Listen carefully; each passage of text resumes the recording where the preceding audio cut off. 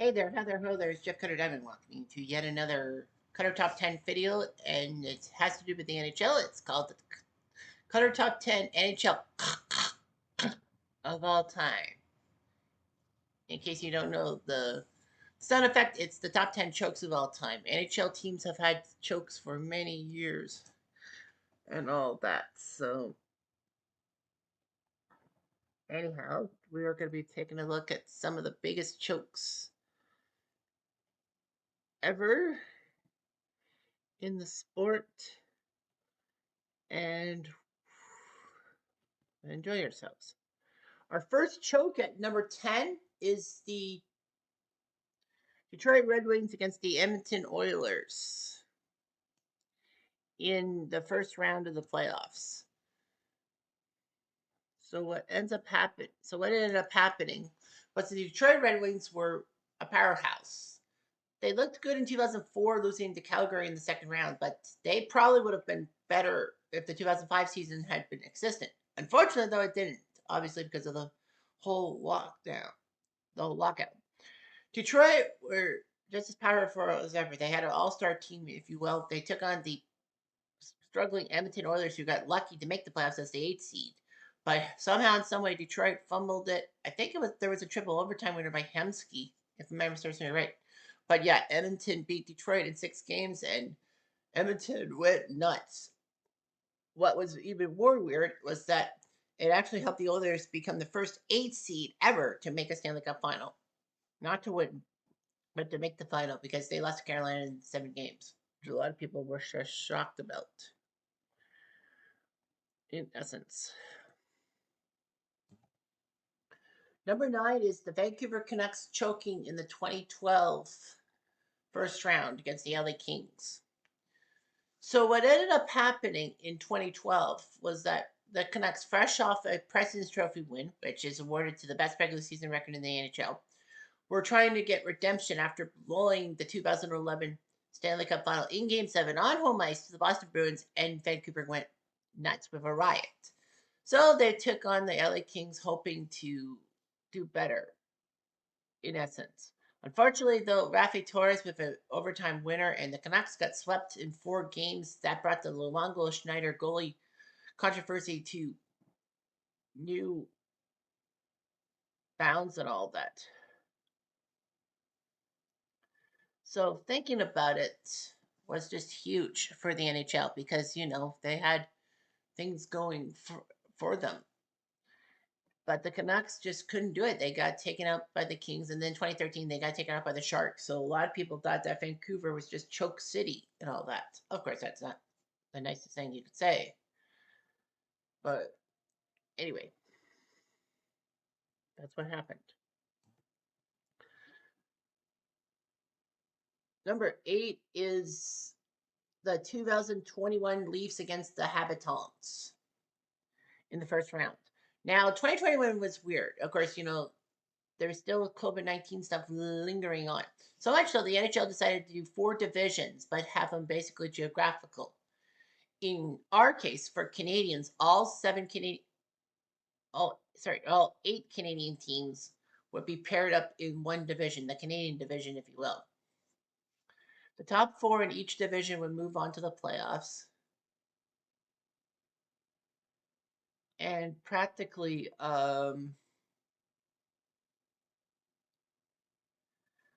that's what would happen. The Toronto Maple Leafs were looking good. They won the division. They took on Montreal, who got lucky to get there. And it looked like the Leafs were going to beat the Habs and finally win a playoff series for the first time since since 2004. But unfortunately, Game 1 was terrible for the Leafs. First, John Tavares went down on a questionable bump by Corey Perry, which made Corey Perry even more hated by Leaf fans. And Paul Byron's spectacular goal to win Game 1. It was spectacular. I'll admit that as a Leaf fan. The Leafs will win the next 3 games and have 3 games to 1, so it looked good for the Leafs.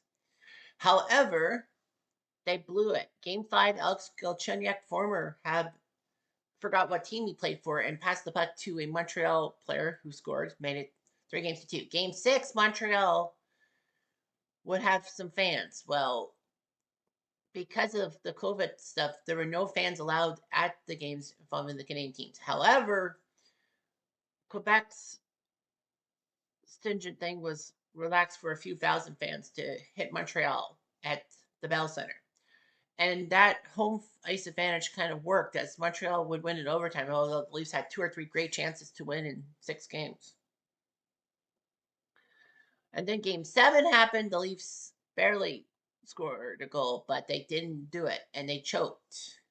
One of the biggest chokes of all time, in my mind, for the Leafs, because then it took a couple more years before they finally got it going. So that's what happens. Let's go this one now.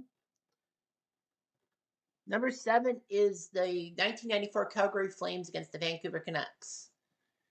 The Calgary Flames were the 2 seed in the West. They actually had the 3rd best point total, but because the rule was the 2 division winners had to be 1-2, Calgary would be the 2 seed. They would draw the Vancouver Canucks with their superstar Pavel Bure. The Flames would put the Canucks to the sword, going up 3-1, but then the Canucks did something unprecedented. Not only did the Canucks win 3 straight to knock out the Calgary Flames in the playoffs, the same day as, and Game 7 was the same day as the Sharks shocking the Red Wings as the 8th seed to move on, but they did it all in overtime. The degree of difficulty was huge because 1 goal either way in sudden death would have screwed the Canucks over. First, it was Jeff Courtnall in Game 5. And then Calgary had to go back to Vancouver. Trevor Linden scored in overtime in Game 6. And then Game 7 was a massive game, highlighted by the overtime save by Kirk McLean, just getting his leg across to Robert Reichel. And then in double overtime, Brown passed it to Bure. Bure in on net and scored. And as Don Whitman of CBC said, it's a triple overtime hat trick for Vancouver. Because Vancouver not only took 3 straight from Calgary, being down 3-1, they actually went to overtime all 3 times. It could have been, and it would have ended up badly on either side. And all that. All right.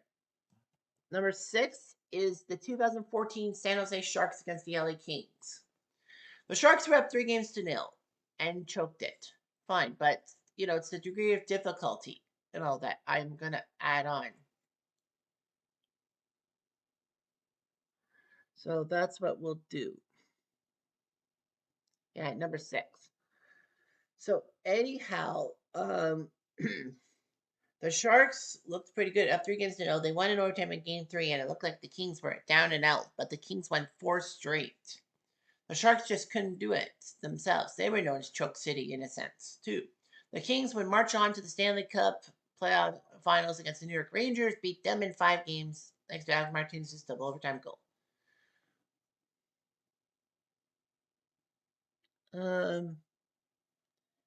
Guess we'll go for that one.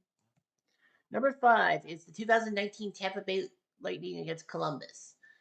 Tampa was humongous. Like, we all know about their back-to-back Stanley Cups in 2020 and 2021, and then their near cup in 2022 when they lost the final. But 2019 served as a reminder that Tampa was going to be a dominant team. Stamkos was on fire.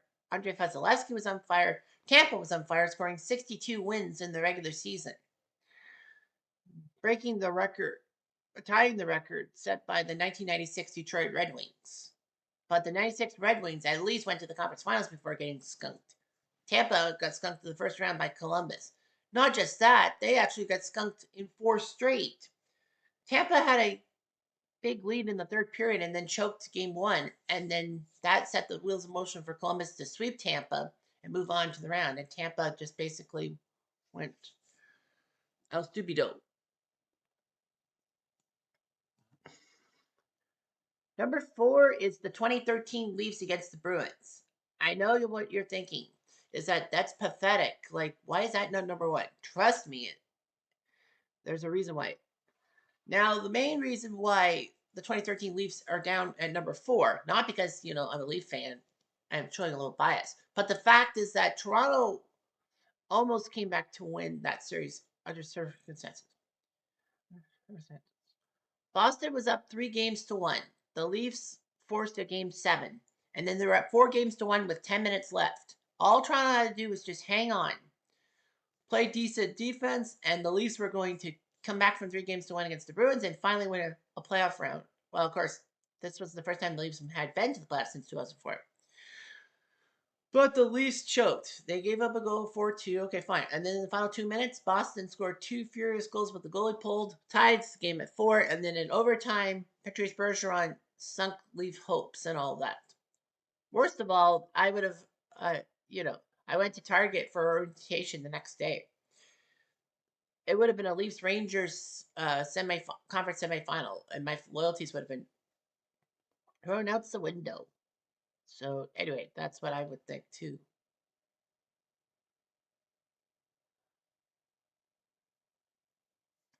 Number 3 is the 2010 Washington Capitals against Montreal.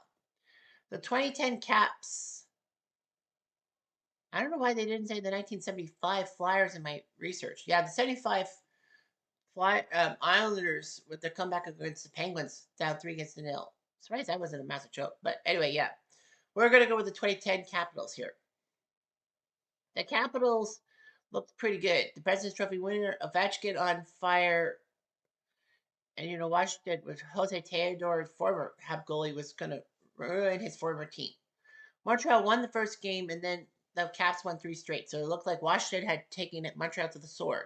But somehow, in some way, they choked. And Euro Halak made himself a legend in Montreal circles by winning all 3 games, coming out of nowhere. And then all of a sudden, the Habs were the 8th seed and came back game 7, winning 2-1. Or was it 2-0? I can't remember. But yeah, Montreal just shocked everyone. Euro Halak went nuts. And then he became a Washington goalie years later. Montreal would go on to lose in the conference finals to the Flyers, but, that's what it is. Number 2 is the 2023 Bruins against the Panthers. Reason being this one is high up is because of how Boston won 65 games in the regular season. They had every right to call themselves superstars. Bergeron, Pasternak, and Marchand working toe-to-toe, and they had Allmark and Swayman as a good goalie tandem.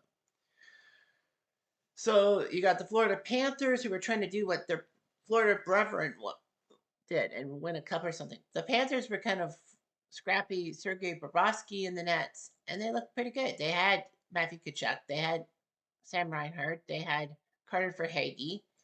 Bruins were up 3-1 when Allmark in Game 5 made an uncharacteristic mistake behind the net. In overtime, and the Panthers scored 3-2. No biggie. Boston can win in Florida and sink the Panthers on their turf. Didn't happen. Then we had a massive Game 7. Bruins up 1 goal with a minute and a half left. It looks like Boston was going to skate out with a sound. But all of a sudden, Florida tied it, and then in overtime it was for Hagee and the Bruins. A big bad 65-win Bruins were KO'd. The Panthers would use this momentum and they went to the Stanley Cup Finals where Vegas beat them, but still it didn't matter. And number 1 is the 1942 Leafs come back against the Red Wings. The Red Wings' massive choke. This had a lot of historical significance. Yes, this was the first time that a 3-0 series lead was choked in NHL history. Yes, it was in the modern day, this would really be out on Twitter and all the questions and the reporters. But the fact is that the Leafs were in dire straits. Then a 14-year-old fan named Doris, I can't remember her last name, sent a note to the Leafs dressing room, and they read it out loud. They wanted to make Doris proud. Leafs would win Game 4 in Detroit. The worst part about it was that Detroit coach and GM Jack Adams, he was more angelic looking than he really was, basically decided to get mad at referee Mel Harwood, and it accosted him. The NHL decided to boot Adams for the rest of the series. But Detroit just needed to win one more game. They went to Toronto for game five, couldn't do it. Game six, or no, game five was the shock that the Leafs benched star center Gordy Drillin and put in the Mets brothers, Nick and Don, to try to do something about it, and it worked. And the Leafs and Red Wings played game seven in front of 16,000 fans, which was a Canadian record for attendance at a NHL game. In game seven at Maple Leaf Gardens. It was more spacious than the modern times. But anyhow, the Leafs would win 3-1, 2 goals by Sweeney Schreiner, but the main goal was by Pete Langell. And the Red Wings had found themselves in a massive choke. They had blown it to the Toronto Maple Leafs. And if you blow something to the Toronto Maple Leafs, then that makes it number one. It's not because of bias. It's because, there's a first time for everything. And that's what would have happened. And that's what happened. Anyway, I'm Jeff Diamond a Duke.